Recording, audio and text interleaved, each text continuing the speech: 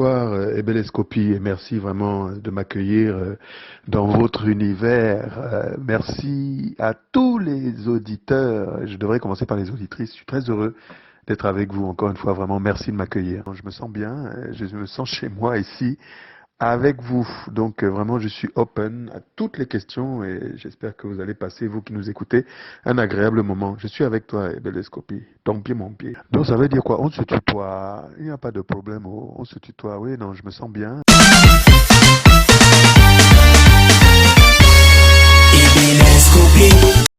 Vous êtes curieux ici, hein? Bah, disons que d'abord, je suis né au Cameroun. J'ai grandi en Europe. Je suis arrivé en France à l'âge de 5 ans, mais je suis un privilégié parce que j'ai eu la chance de faire quelque chose qui n'est même pas un métier, qui est une passion que j'ai toujours ressentie au fond de moi et qui m'a permis de voyager dans le monde entier, de rencontrer des gens extraordinaires. Et c'est un vrai, vrai, vrai privilège. Oui, je suis le très heureux papa de 2 enfants merveilleux. Je souhaite vraiment à tout le monde d'avoir cette chance. En fait, je pense que c'est la roulette, c'est la chance. J'ai 2 enfants, un garçon qui s'appelle Samori. Il a 17 ans, une fille qui s'appelle Djibel, elle a 15 ans, et leur maman qui est d'origine sénégalaise. Donc voilà, une vie de famille apaisée, tranquillou, tout va bien.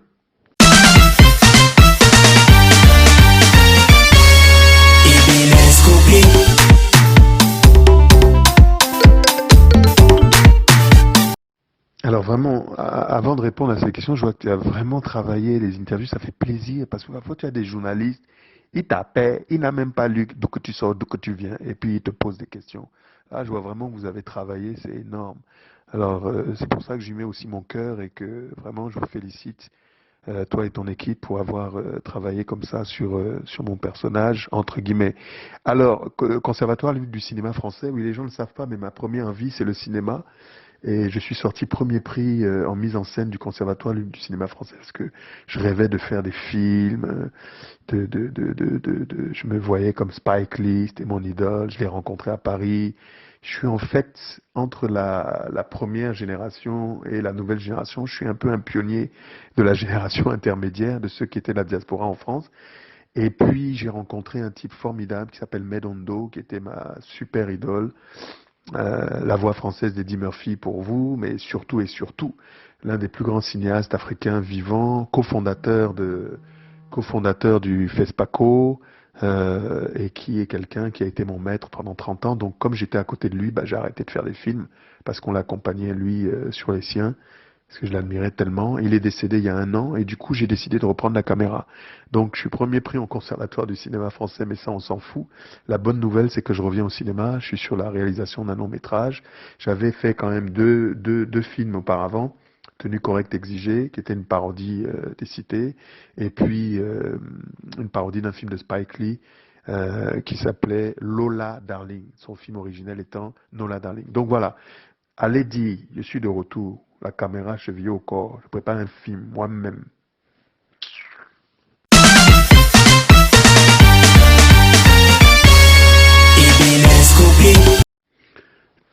Tabala FM, oh là là, vous me renvoyez vers des souvenirs incroyables, vous allez me donner envie de pleurer.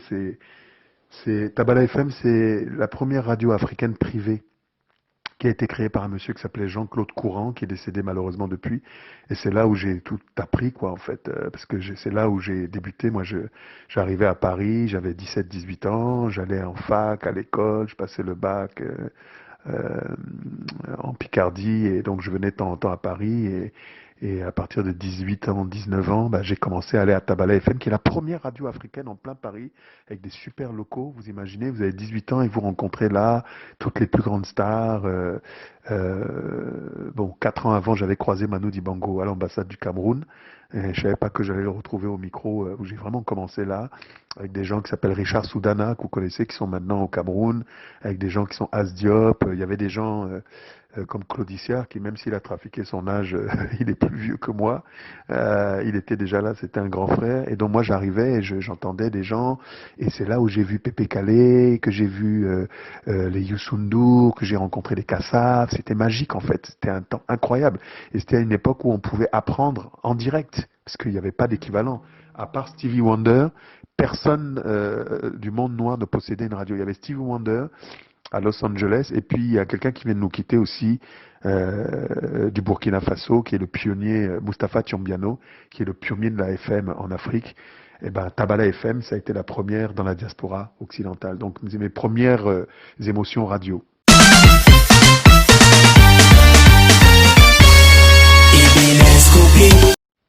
Décidément, vous allez me faire pleurer. Plein Sud, c'est juste après Tabala. C'est quoi? Plein Sud, c'est juste après Tabala. C'est RFI. En fait, j'étais en train de revoir les images qui défilaient. Plein Sud, c'est Gilles Aubringer, en fait. Pour les plus jeunes, ils connaissent pas, mais Gilles Aubringer, c'était la superstar d'RFI. Qui donc faisait l'émission qui aujourd'hui s'appelle Couleur Tropicale. Mais à l'époque, ça s'appelait Canal Tropical. Et il m'avait demandé de le remplacer, ce que j'ai accepté. Donc, je suis arrivé et j'ai fait des tests et on m'a pris donc avant que Alain Foka, Claude Issiard, Sophie Ekwen arrivent. J'ai eu cette chance incroyable d'être l'un des tout premiers à arriver pour booster, comme il disait, les après-midi de RFI. Là aussi, ça a été une aventure incroyable. Moi, je quittais donc les radios, parce qu'on a parlé de Tabala FM, c'était la radio africaine, mais j'ai fait aussi, vous avez oublié, Tropique FM. J'ai travaillé aussi pour la radio Tropique FM, juste avant Plein Sud sur RFI. J'ai fait donc Tabala, la radio africaine, Tropique FM, la radio antillaise, et RFI, c'était le monde entier. C'est-à-dire que d'un seul coup, je suis passé à quelques centaines de milliers d'auditeurs, à des millions d'auditeurs quotidiens. Et pareil, quoi, avec une chance incroyable de retrouver ces mêmes gens que j'ai toujours connus lorsque j'avais 18 ans, les Myriam Makeba. Myriam Makeba, je la croise à 18 ans sur les Champs-Élysées parce que je lui demande un autographe et elle me dit non, non. Et quelques années après, j'ai la chance de la côtoyer parce que je fais ce métier et on devient complice au point qu'elle me demande de lui organiser avec Théophile Bouma Bissa. Il faut rendre honneur à tous ceux qui sont des témoins oculaires et des acteurs de cette circonstance. Elle me demande de lui organiser son dernier Olympia. Donc, Plein Sud, c'est RFI et c'est 17 ans de quotidienne. C'est un record. On a 17 ans de quotidienne jusqu'au moment où je pars. En tout cas, c'était un record. 17 ans de quotidienne et c'est des moments inoubliables, des voyages dans toute l'Afrique, des rencontres avec des anonymes, avec des gens célèbres, etc. Donc, c'est énorme, quoi. C'est la passion, la radio, vous savez, la radio, c'est l'outil le plus percutant qui existe. Et si j'avais à choisir entre la radio et la télé, embauchez-moi. J'aimerais bien refaire de la radio, tiens. Ça me manque un peu.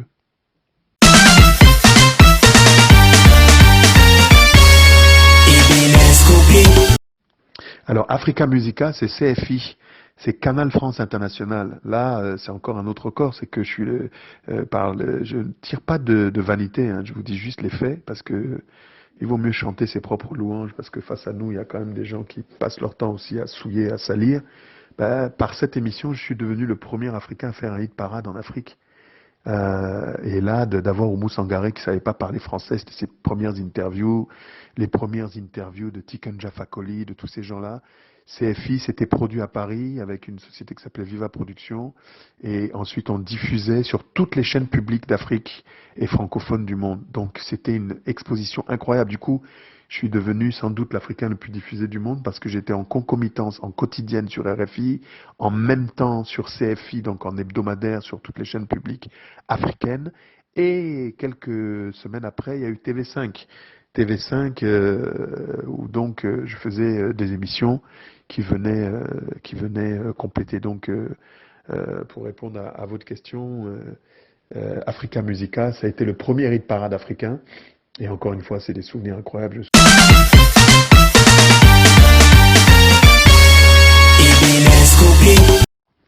Alors, Myriam Sera, ça c'est la fin des années 90, c'est 98, 99. C'est MCM Africa, c'est l'ancêtre de Trace TV. Alors, Myriam Sera, aujourd'hui, c'est une superstar sur France Télévisions. Elle a travaillé avec William Lémergie, mais je peux quasiment dire que c'est moi qui l'ai coachée et formée.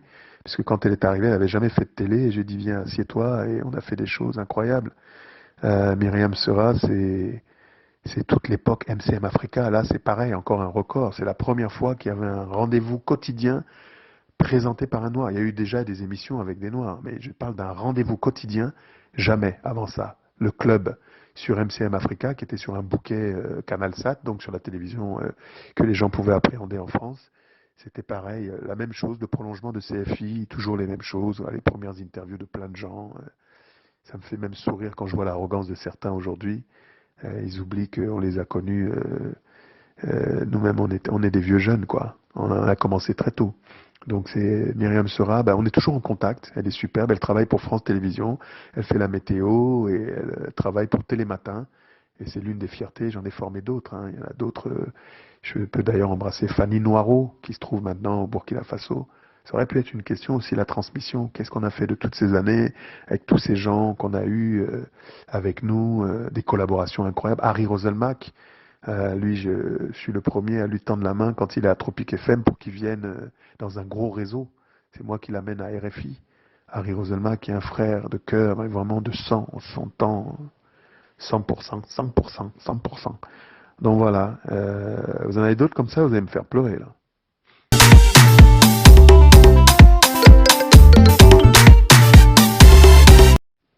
Ah, Joseph Anjou, lui c'est un frère de longue date.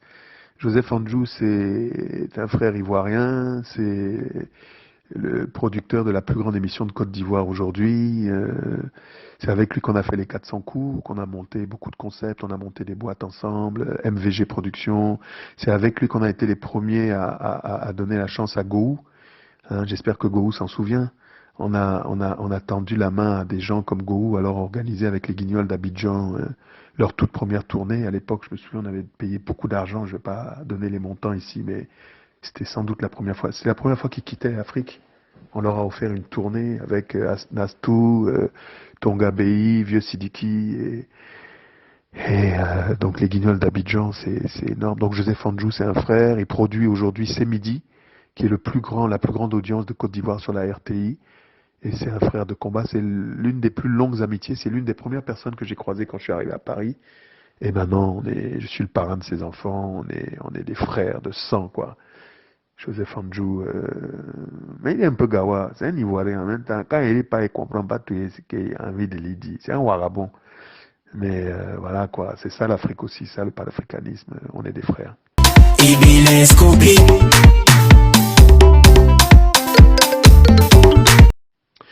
Acoustique, c'est encore une autre expérience. C'est TV5. Oui, effectivement, encore une fois, en égrenant tout ça, j'ai eu la chance de faire le Grand Chelem, de faire tous ces médias-là et de faire en sorte que effectivement, je rends grâce au cosmos, à l'univers, à nos ancêtres de m'avoir donné la chance de faire quelque chose qui n'est pas un métier, qui est une passion. En fait, je ne me suis jamais levé le matin en me disant je vais aller travailler. Je me suis toujours levé le matin en disant tiens, je vais aller rencontrer Jimmy Cliff, je vais aller rencontrer Aimé Césaire, aller Manu Dibango, Pius Njawe. Ah, Pius Njawe. Je suis l'un des derniers à qui il a passé un coup de fil en disant à Moubé, je m'en vais aux États-Unis, j'ai besoin que tu m'aides à faire ci. J'avais beaucoup de respect et d'admiration pour ce grand frère, Pius Njawe. Donc, mais je m'égare un peu peut-être. Ouais, tu étais en train de me demander acoustique. Acoustique, c'est un rendez-vous sur TV5 qui a marqué pendant 5 générations, 5 saisons, de David Bowie à César Évora. Tous les plus grands sont passés sur le plateau. Là, je peux dire que vraiment, on a explosé la chanson française, les Jane Birkin. Je pense vraiment, avec les gens qui nous donnent des leçons, que je ne connais personne, à part nous, ayant été capable, quand je dis nous, c'est moi et mon équipe, d'avoir été capable d'aller sur tous les segments que je viens d'évoquer. C'est-à-dire, autant sur la chanson française, les Benjamin Biolay, tous ces gens-là, on était là, là, au début. On était là, on a vu, et avec tous nos Koro, nos Salif Keita, nos Morekanté, nos Youssou N'Dour, tous ces gens-là, des artistes incroyables. Donc acoustique, c'était un bon format. Et puis après, c'est Sébastien Follin qui a succédé, parce que le concept ne m'appartenait pas. Et puis moi, j'avais d'autres ambitions, créer ma propre chaîne, faire d'autres choses. Et la vie continue.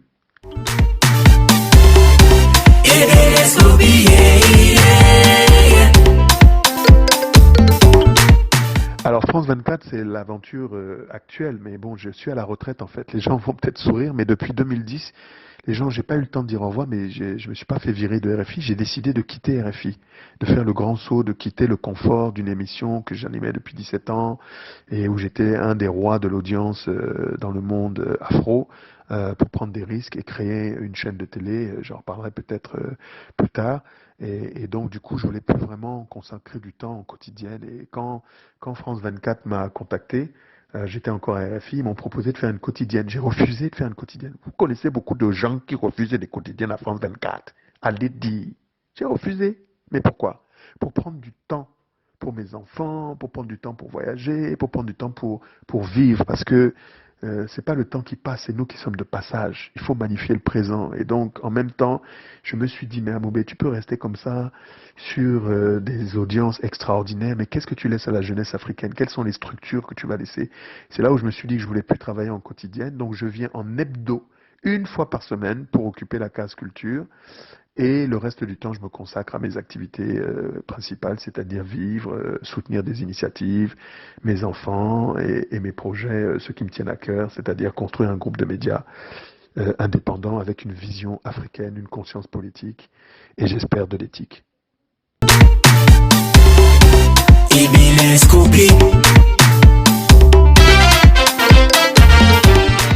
Qu'est devenue l'association pas une thune en création? Elle est devenue Mobadé. Mobadé, c'est une fondation que je viens de créer. Pas une thune, c'était la manière dont j'avais pensé soutenir des initiatives pour la jeunesse autour de la création d'emplois. Et là, justement, j'ai fait le tour de plusieurs capitales africaines pour parler notamment avec les ministres de la Culture et quelques personnalités politiques pour qu'on crée dans un pays. J'ai choisi le Burkina Faso parce que c'est la terre de Sankara, Thomas Sankara. On va baser le siège de la fondation, c'est en cours là, pour faire quoi? Pour créer des emplois autour des industries créatives et de l'agriculture. En gros, c'est la culture et l'agriculture. Parce que ventre affamé n'ayant point d'oreille, je pense que c'est important que les gens retournent à la culture vivrière, que les gens puissent se nourrir notamment dans les zones où c'est le plus difficile. Et donc, Mobadé, c'est un jeu de mots, c'est Amobadé, c'est Amobé, Most Beautiful African Dream Academy for the Youth, l'académie du plus beau rêve africain. C'est un jeu de mots autour d'Amobé, en fait. Donc oui, la fondation existe, elle est posée au Burkina, mais c'est cette histoire de confinement qui nous retient pour déployer tout ça. Mais on a des choses très intéressantes, je serais heureux de pouvoir vous en parler aussi davantage.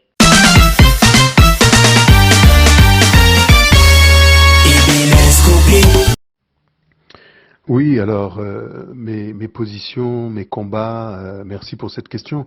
La passion pour l'Afrique, oui, pour l'africanité, oui. Je pense que, vous savez, les gens oublient que le panafricanisme n'est pas né en Afrique. C'est-à-dire que pour beaucoup aimer son village, il faut l'avoir quitté. Quand vous vivez tous les jours au village, vous ne vous rendez pas compte de sa magie, de sa beauté. Et c'est un proverbe, un adage universel qui dit que pour mieux voir les contours d'une colline, il faut s'en éloigner. Et je pense que les gens qui quittent leur terre sont arrachés et sont tourmentés. C'est ce que les Capverdiens appellent la chaudade.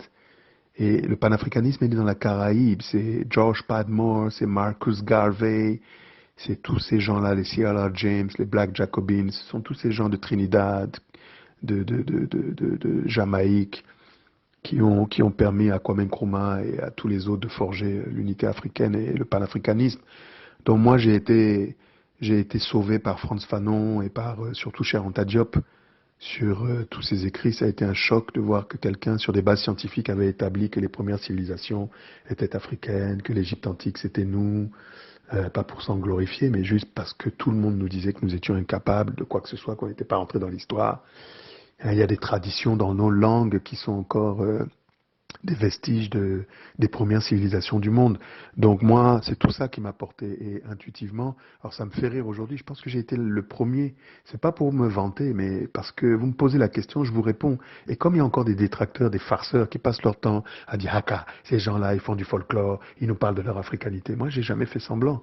Hein. J'ai été le premier à porter des boubous sur des chaînes internationales. Ça faisait rire les gens. Aujourd'hui, quand je vois les gens prendre leurs boubous, faire des masques avec ça, ça me fait plaisir.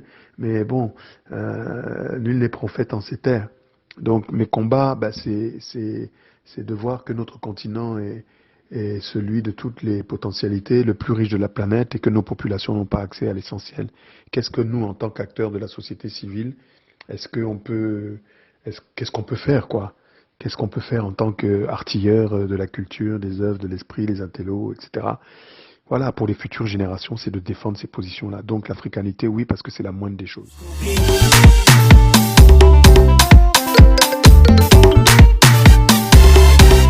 Oui, j'ai initié beaucoup de projets, j'ai soutenu beaucoup d'initiatives, et moi, justement, je pense que quand on fait des choses, on n'est pas obligé d'appeler des gens avec des selfies pour venir montrer que voilà, voilà. Je ne crache pas dans la soupe, il y a des gens qui le font, mais moi, j'ai fait plein de choses. Si je commence à dire les gens qu'on a aidés ici dehors, certains même qui ont la bouche, ils vont pas savoir où se mettre, quoi.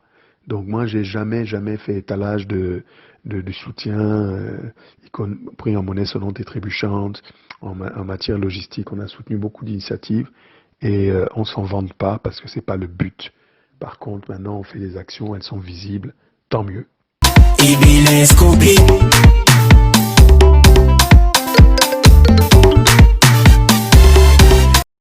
Oui, le cinéma, comme je disais tantôt, bah, je reviens un peu à ça. Je suis en pleine pré-production d'un long métrage, j'ai des idées de documentaires, je suis en pleine écriture. Le cinéma, c'est magnifique, quoi. C'est la seule forme d'art qui combine toutes les autres. Donc l'homme pense dans les mots, donc il faut écrire. Bah, c'est un peu de la peinture parce qu'on met des couleurs et tout ça. C'est de la littérature, encore une fois, parce que bon, il faut écrire une trame, etc. Donc le cinéma, c'est passionnant. Et je pense que c'est l'un des domaines dans lesquels l'Afrique, bah, on voit ce qui se passe avec Nollywood au Nigeria. C'est bien, mais l'Afrique devrait davantage prendre position. Et donc, je compte jouer ma partition dans ce domaine. J'ai pas dit mon dernier mot. Pendant toutes ces années, j'étais plus quelqu'un, un saltimbanque de la télévision, de la radio. De moins en moins, je vais l'être, puisque je vais passer derrière la caméra, parce que c'est vraiment ce qui me fait vibrer. J'ai beaucoup, beaucoup d'histoires à raconter. Je raconte des histoires. Donc, je peux continuer à faire les choses. C'est-à-dire que si on me demande, je peux tourner des histoires qui racontent des choses.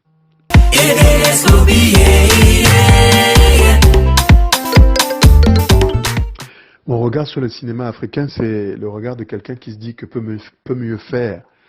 J'ai eu la chance de grandir aux côtés d'un géant du cinéma. Il m'a tout appris, Medondo. Vous allez regarder qui il était, compagnon de Thomas Sankara, de Samora Machel, un visionnaire. C'est un type extraordinaire. Les gens le connaissent surtout parce qu'il a été la voix d'Eddie Murphy, mais c'était surtout un Africain convaincu, un panafricain. Il me disait d'ailleurs, alors mon fils, il faut que tu m'enterres sur la terre de Umniobe et de Mongobeti, parce que Mongobeti était mon ami. Il faut que tu m'enterres là-bas. C'est ce qu'il disait, mais il voulait qu'on l'enterre au Cameroun. Mais bon, il est enterré au nord de l'Afrique. Et le cinéma africain, il a toujours les mêmes problèmes de difficulté, c'est-à-dire on passe son temps à se plaindre, on n'arrive pas à produire, on n'arrive pas à diffuser, mais on produit pour qui, on diffuse où? Là, je pense que il y a quand même des solutions qui s'ouvrent à nous. Et encore une fois, le Nigeria montre l'exemple. Ils ont commencé avec des caméscopes, et aujourd'hui, tu as des films à Nollywood où l'actrice Geneviève Nagy est payée $1 million par film. Donc il faut commencer, il faut structurer. Les pays franco sont un peu en retard par rapport à ce qui se passe en Ouganda. Même un pays comme l'Ouganda bouge. Il y a beaucoup de choses, j'ai beaucoup d'espoir. Il y a des Netflix qui s'intéressent, mais moi je pense toujours qu'il faut valoriser aussi notre littérature, nos terroirs, nos langues. Il faut davantage de cinéastes et de canaux de diffusion. Mais le problème, c'est les modèles économiques. Comment on fait pour rentabiliser tout ça? On y réfléchit et encore une fois, je veux y jouer ma part, ma partition. Je suis dessus. On arrive.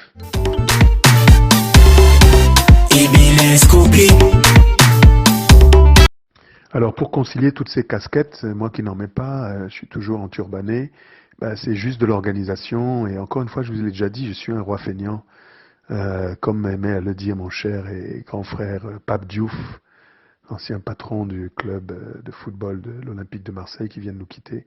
On blaguait souvent ensemble et il me disait, tu sais, Amobé, à mon âge, je préfère être un roi fainéant. C'est un peu ce que je cultive, mais c'est une boutade parce qu'en fait, quand quelqu'un te dit ça, c'est qu'il travaille beaucoup. C'est plus de l'organisation. C'est vraiment de l'organisation. Et la chance aussi avec les médias, c'est que tu as le don d'ubiquité. Tu peux être partout en même temps, sans y être, à plusieurs endroits, au même moment. Donc c'est vraiment plus ça. Et puis comme je vous l'ai déjà dit, j'ai une équipe derrière moi. ou devant moi, à mes côtés. Enfin, on travaille en équipe, quoi.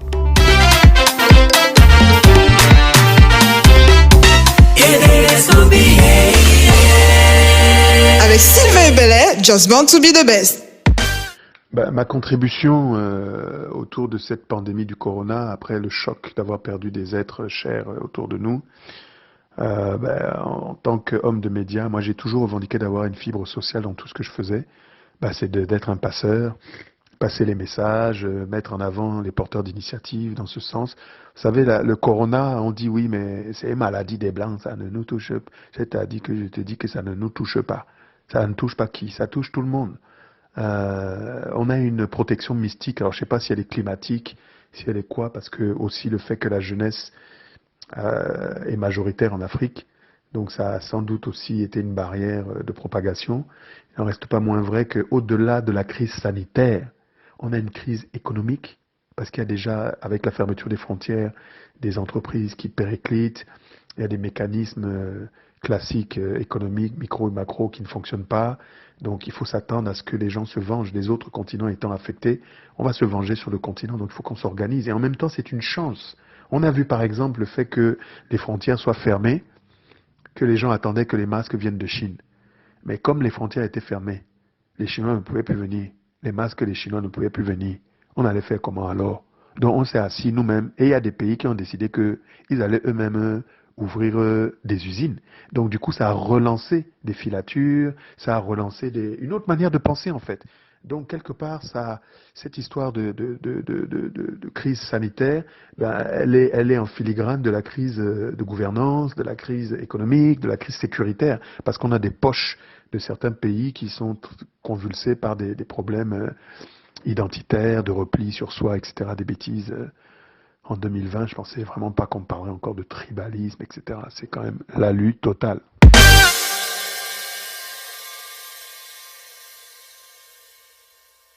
Alors le projet One, c'est en fait un projet qui existe depuis des années dans mon ventre. Comme je disais, j'ai eu cette chance incroyable de rencontrer Myriam Makeba et tous ces artistes. Elle m'avait demandé de lui organiser avec Théophile Boumabissa, qui est un frère du Cameroun. Kawele, un petit bassa. On les salue, s'il les murmure dans les radios. Et Théophile Boumabissa, Myriam Makeba nous avait demandé d'organiser son dernier concert à l'Olympia. Malheureusement, elle a disparu quelques semaines après, c'était en 2008. Et puis, du coup, Youssou N'Dour m'appelle il y a quelques jours, juste pour me souhaiter courage après la disparition de tonton Manu Dibango. On était tellement tristes que le matin, je me suis levé, j'ai dit, mais attends, Amoubé, tu les connais tous, appelle-les. Et j'ai appelé Salif Keita, Mori Kanté, ça a fait une boule de neige, Kassav, tout ça. On se retrouve avec une centaine d'artistes, Jimmy Cliff. C'est un truc de malade. Tout le monde a dit oui. Pourquoi faire? Pour parler de solidarité et d'unité africaine et diasporique. Et moi, je propose donc de faire un contenu. Nous avons parlé avec l'Union africaine de broadcasting qui a accepté qu'on leur donne gracieusement ce contenu et qui sera lui-même gracieusement donné aux chaînes de télévision publiques et privées d'Afrique. Donc on vise 500 millions de téléspectateurs. C'est du sans précédent, on n'a jamais vu ça. Il n'y a jamais eu autant de personnalités autour d'un même contenu. Jamais. Et donc, c'est pas grâce à moi seul. Moi, j'ai eu l'initiative, mais Youssou N'Dour a été un impulseur, Kadjanine, chacun a appelé ses réseaux. Moi, j'ai juste impulsé. Je remercie Tania Saint-Val, Jocelyne Berroir. Vous vous rendez compte, on parle à ces gens-là. C'est eux-mêmes qui prennent le téléphone pour appeler d'autres, etc. Donc, c'est jusqu'en Amérique latine. Il y a des Afro-Colombiens, il y a des Afro-Chinois. Enfin, c'est un truc dingue, quoi. Voilà. Donc, One, c'est Worldwide Afro Network. C'est le réseau afro-mondial. Et il y a le 25 mai, mais après on va plus s'arrêter, puisque c'était un projet qui de toute manière était en cours d'amorçage.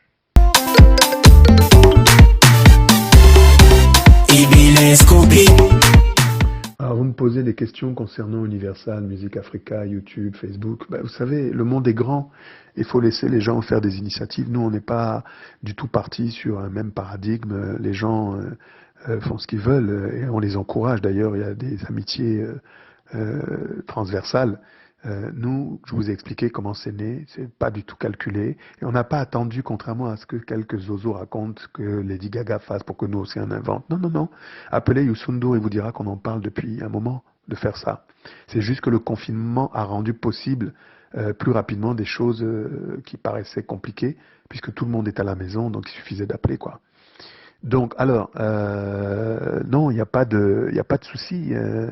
Les regroupements presque similaires, non, je crois pas, parce qu'on a vraiment 150 personnalités, et je pense que personne n'aura aligné autant de personnalités que ce que One a la chance d'agréger. Mais bon, c'est pas la compétition. Ce qui est important, c'est le message, c'est ce qu'on ventile et d'essayer d'apporter du bien dans les foyers, dans les cœurs, et c'est un peu ça le but.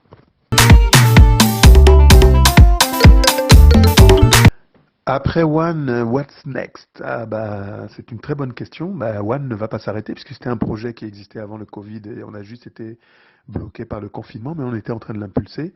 Il y a des choses que je peux pas vous annoncer maintenant, mais on a des grosses ambitions de faire des concerts, de faire des productions avec toutes les régions des diasporas africaines.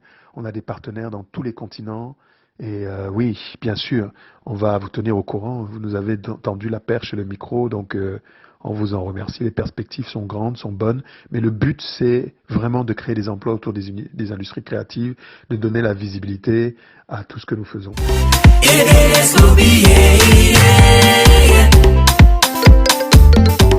Un investissement au Cameroun, c'est parce que je suis discret, mais il y a déjà quelque chose de pas mal qui est en train de se monter. On est en train de faire quelque chose de grandiose au Cameroun. Je préfère rester discret là-dessus. Mais je devais normalement être au Cameroun il y a quelques semaines, mais encore une fois, les frontières ont été fermées. On est sur un beau projet pour la jeunesse camerounaise, avec, beaucoup de perspectives également. Je préfère ne pas en parler tant que tout n'est pas finalisé. Mais il y a un projet qui est en cours au Cameroun. C'est-à-dire, ah ben là, je suis en train de parler des choses, mais il faut attendre. Il faut attendre un peu. Vous êtes toujours pressés, vous les Camerounais, vous voulez savoir les choses. Et avant que les choses même ont commencé, tu veux déjà savoir. Pourquoi tu fais ça? Hein?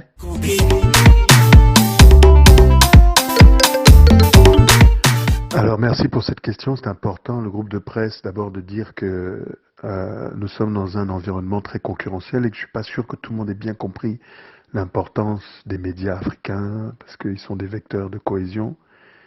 C'est des gages aussi d'équilibre dans nos sociétés, parce que c'est bien qu'il y ait des journaux forts, indépendants, et aussi et surtout des médias qui défendent nos cultures et nos traditions. Donc moi, je suis un enfant des médias, j'ai jamais rien fait d'autre de ma vie que de faire ce que je fais là.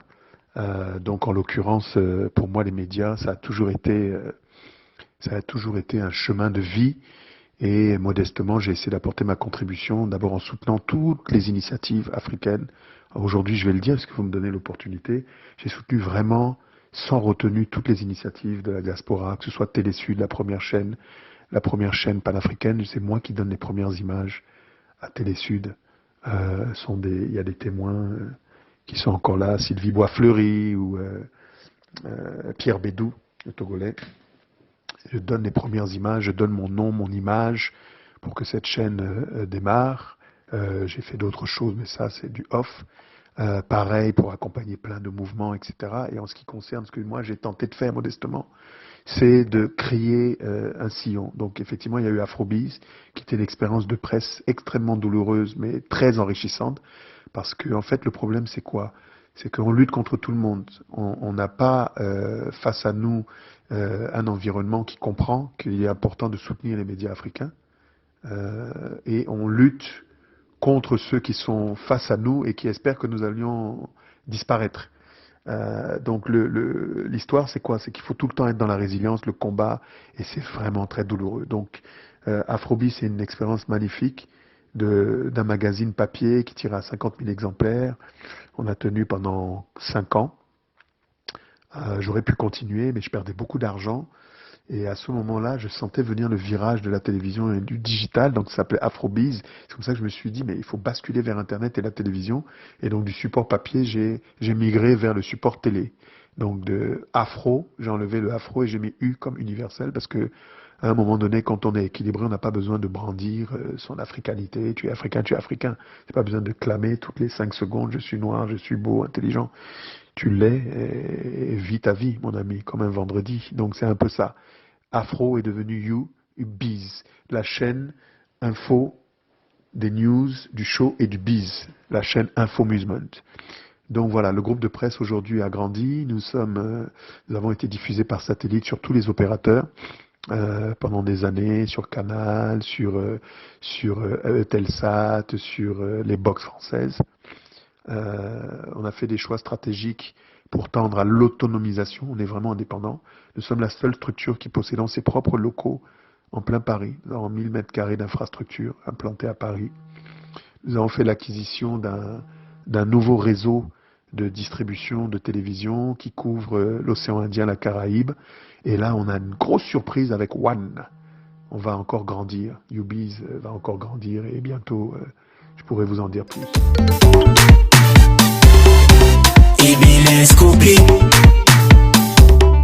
Un mot sur le Cameroun, c'est un pays magnifique, c'est un pays extraordinaire, d'abord par ses peuples, sa diversité. Moi, je suis fier de n'avoir qu'un seul passeport. C'est un passeport camerounais et je ne juge pas les gens qui ont pris d'autres nationalités, je parle juste de moi. C'est pas meilleur camerounais que quelqu'un qui a un passeport français. Je le précise pour qu'il n'y ait pas de malentendu, mais ça c'est un choix. La crise au Nozo, elle me désespère. Je ne comprends pas qu'on en soit arrivé là, qu'on soit pas capable entre Camerounais de trouver une solution pour des récriminations qui parfois sont quand même légitimes. Il y a toujours eu, moi, depuis l'enfance, sans rentrer dans les détails, un sentiment quand même de déséquilibre, ne serait-ce même qu'au niveau linguistique, c'est-à-dire que les Franco font moins d'efforts de parler l'anglo que les Anglos ne le parlent le franco. Ne serait-ce que sur ce postulat, il faut quand même qu'on puisse de manière apaisée s'asseoir. Et moi, je regrette vraiment qu'on en soit arrivé là. Bon, il y a aussi des forces exogènes qui pèsent, mais qui profitent. On n'attaque pas un chef si quelqu'un n'a pas travaillé dans le village. C'est parce que nous-mêmes, entre nous, il faudrait qu'on soit davantage sérieux. Hein, donc, les postures des Camerounais dans le monde entier, elles sont ce qu'elles sont. Hein. Je veux dire que les gouvernements en Afrique connaissent tous, de toute manière, des soubresauts. Et il est légitime à un moment donné qu'on renouvelle la classe politique.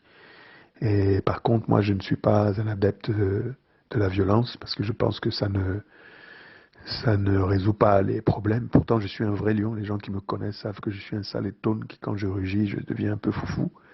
Qu'à cela ne tienne, je trouve que c'est dommage qu'un pays comme le Cameroun, avec une qualité... Vous savez, quand je voyage dans le monde entier, je m'en vais trouver des Camerounais partout. À Madagascar, en Chine, etc. C'est un pays incroyable. Les ressources humaines sont incroyables, enviées par d'autres. Je ne comprends pas qu'on n'arrive pas à trouver le carburant pour que vraiment ce pays soit à la hauteur de ce qu'il projette comme idéal. En tout cas, sur le papier. C'est un grand pays, mais je reste positif.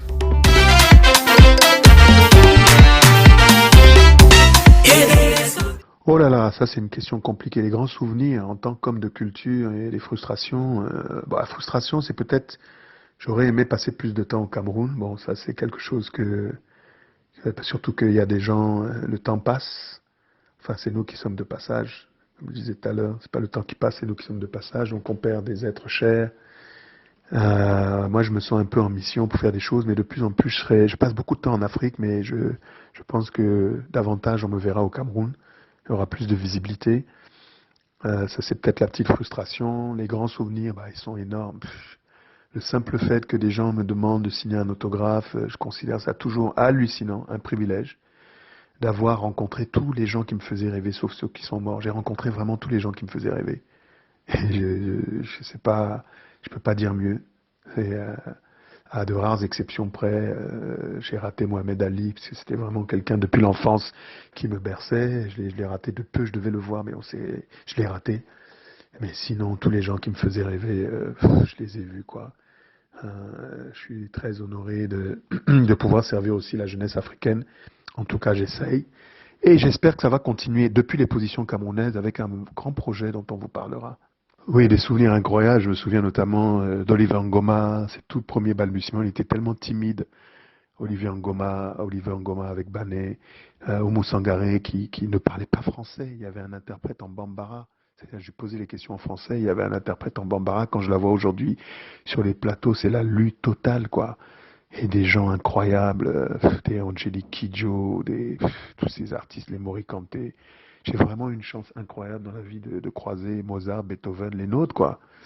Les Jacob Desvarieux, les Kassav, les Jimmy Cliff et tout ça. Donc c'est une période quand même émouvante parce que je pense que c'est impossible aujourd'hui de le refaire parce que chacun maintenant avec les réseaux sociaux est dans son pays. Et nous en fait on avait inventé les réseaux sociaux avant l'heure avec ce genre d'émission. Avec Sylvain Bellet, Just Born to be the best. Le Landeano quoi, le Landeano culturel local. Non mais le Cameroun, c'est un Cameroun qui est un Cameroun, comment je pourrais dire, tonique, dynamique, bon, avec ses travers aussi, hein, on ne va pas rentrer dans les détails, on se connaît, impossible n'est pas camerounais. Il faut aussi qu'on soit un petit peu plus modeste, on est un peu prétentieux nous les Camerounais. D'ailleurs, je pense que les Camerounais sont les seuls Africains qui pensent qu'ils sont, après les Blancs, capables d'aller coloniser les autres Africains, tellement l'orgueil nous enivre. On est tellement orgueilleux. Si j'aurais préféré qu'on soit dans la case de la fierté. On a beaucoup de bouche, comme on dit, on parle beaucoup, mes frères, mes sœurs. Soyons plus humbles. Quand vous voyagez, vous vous rendez compte que, il y a d'autres pays qui font des choses. Et en même temps, le Cameroun, c'est le Cameroun, comme dirait l'autre. Je déplore que, parfois, dans le même individu, tu trouves l'extrême excellence et l'extrême médiocrité dans le même corps. C'est un peu ça. Mais sinon, le Cameroun est génial. Il n'y a aucun pays qui a autant d'individualités aussi fortes. Les meilleurs bassistes du monde, les pionniers du jazz. Est-ce que vous savez que le pionnier du jazz en Europe, c'était un Camerounais? Il s'appelait Jimmy Europe. On trouve des Camerounais partout, dans tous les domaines. Il y a des ingénieurs atomistes que le CNRS français sous-traite avec des Camerounais. C'est plutôt ça que je veux voir. On a eu des icônes camerounaises que le reste de l'Afrique nous envie. C'est incroyable. Mais qu'est-ce qu'on en fait? Je pense que c'est aussi l'une des questions qu'on doit se poser après cette histoire de Covid. Comment on repense le Cameroun? C'est quoi la suite?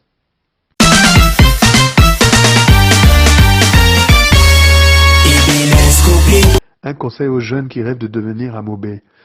Il n'y a pas de conseil. Vivez votre vie chaque jour comme si c'était le dernier.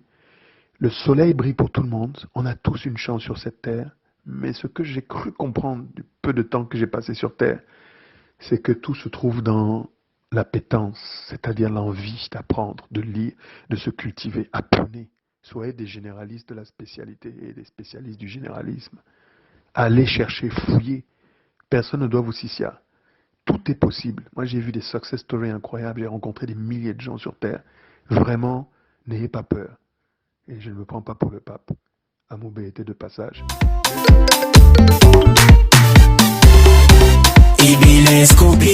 Nous arrivons donc à la fin de cette émission. Je trouve le projet Ebelescopie génial. Bravo, félicitations. Mais j'ai un citoyen. Monsieur le Président. Allô? C'est le Président de la République. Je voulais dire à Mevro que je suis très fier de ce qu'il a dit dans cette émission. Mais surtout, je voulais féliciter Ebelescopie. Je trouve que ce qu'ils font sur les radios, avec Radio, là, c'est formidable. Mevro, viens prendre le téléphone. Mais merci, Monsieur le Président. Vraiment, c'était génial. Merci beaucoup, hein. Ebelescopie, vous pas rigoler dans mon gosier. Merci beaucoup. C'est gentil. Comment j'ai vécu cette expérience digitale? Écoute, moi vraiment, je trouve ça génial sur WhatsApp. C'est ça en fait. Le digital, c'est l'avenir. Il faudrait que tous les Camerounais aient accès au haut débit. On nous avait dit depuis longtemps que le Cameroun était l'un des rares pays qui avait la fibre. Et pourquoi ne pas vulgariser? Pourquoi ne pas dynamiser? Que les sociétés, les start-up soient là, que les Camerounais créent des emplois, etc., etc. Non, je veux pas entrer en politique, ça m'intéresse pas. Je vous dis juste ce que je pense. C'est vraiment un bon moment que j'ai vécu avec vous et je vous remercie vraiment du fond du cœur pour cette expérience. Merci Ebelescopie et merci à toutes les auditrices, à tous les auditeurs et à très vite au Cameroun. Berceau de nos ancêtres, pas de bouée fier que d'être à liberté.